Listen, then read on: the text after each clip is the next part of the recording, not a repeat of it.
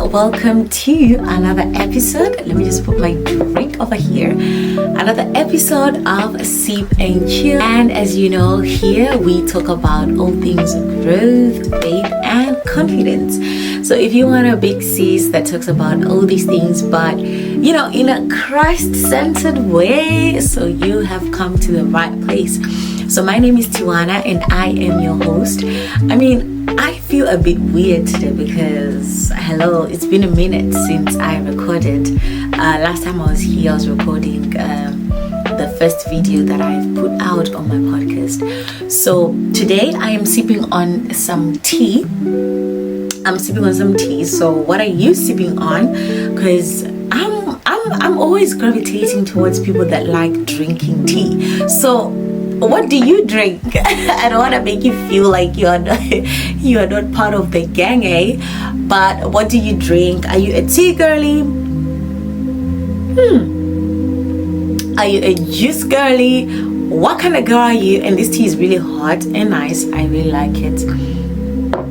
So today we're going to be talking about finances, and I really feel like this is a topic that is kind of frowned upon when it comes to where we come from our backgrounds and how we are raised as African, or maybe you don't come from Africa, but where you come from, topics like money are not talked about as much. And I feel like topics like money are topics that are very essential and that should be talked about in every setting, especially in families. You want to take your finances to a different dimension or to a higher dimension, then it's a topic that you're supposed to talk about. It's a topic that you shouldn't be afraid about.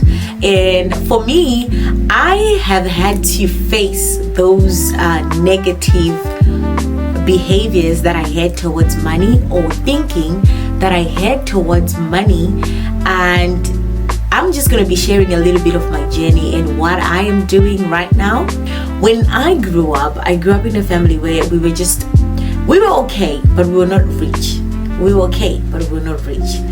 And there are certain habits that you pick up as you grow up, and certain ways of talking towards money that you pick up as you're growing up, that you don't even realize that they are the reasons why you are sabotaging yourself today when it comes to your finances. Most of us, I would say, from when I was young, we used to go to church and we were very firm believers in God.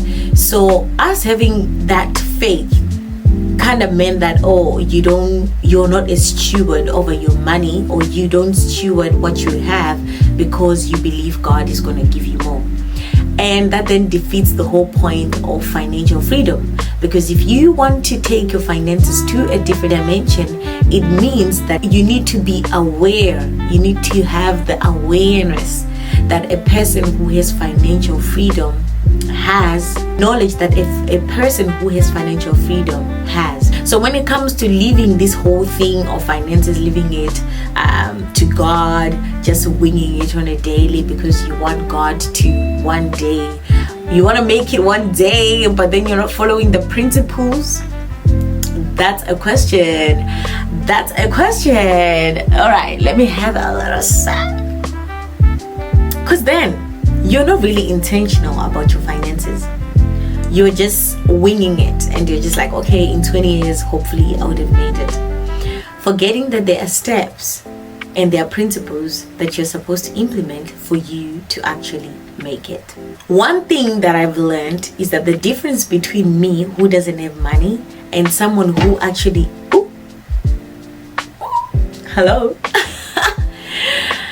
The difference between me, or someone who has money, and someone who doesn't have money is information. And not just information, but also taking action with that information. So then when we're talking about finances, I always think about, okay, so what can I do right now to debunk every knowledge that I have acquired from when I was young, and how can I replace it with the knowledge that is going to be useful in my finances? And what comes to mind is you need to start reading books that talk about money in the right way. You need to start listening to people that actually talk about money in the way that you are supposed to know it, like in the freedom kind of way. And you have to leave the knowledge that you know right now. Like, one thing about like poor people have got pride. Sometimes your pride when you are poor will not help you, right? So you need to let go of what you think you know, and then you put it aside and you say, okay, I won't have this pride. I'm gonna be willing to learn and to take a step forward and get to where I need to get to, right? Or what I'm currently doing. I listen to people like Myron Golden, I listen to Afnan Khalifa. Those are the two people that I'm listening to at the level that I am now. But I know there are other financial freedom advisors or people who just teach about finances in a financial freedom way, where you actually learn to live lavishly. Like, you learn the kind of mindset you are supposed to have as someone who is going to make it or someone who has already made it. Because the person who makes it is not the money. Like, it's not when you have the money that you become the person who has made it, but you become the person who has made it before you even have the money, before you even have it all. You are already the person.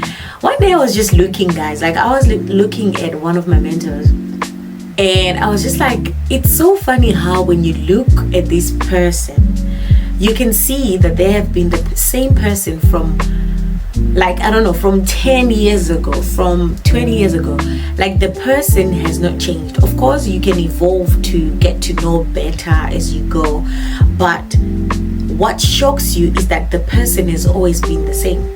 They've always been saying the same thing over and over again. So you don't become when you have, but you become now before you even have. Because what makes you have is you being, right? And this is one lesson that I've learned. If you listen to Myron Golden, please put something in the comments, because so he teaches something called the be, do, have method. And this concept is to help you to understand, for you to be financially free, you need to be, then you do, and then you have the money, right? But then he says that most of the times, like when people are trying to have money, they want to have and then do and then be. They want it in the opposite. Like, oh my God, I can't wait to be a millionaire so that I can do this and do that and do that and be this kind of person for my kids and be this kind of person to that, right? But how you're supposed to be thinking is, hold on, how does a millionaire live their life? Like, what is their day schedule like? How do they use their time? How do they live? How do they interact with people? How do they handle their finances? Those are the type of questions that you should be asking, instead of saying, okay, when I get there, how am I? No, you should be thinking about being the person first before you have that thing that you want.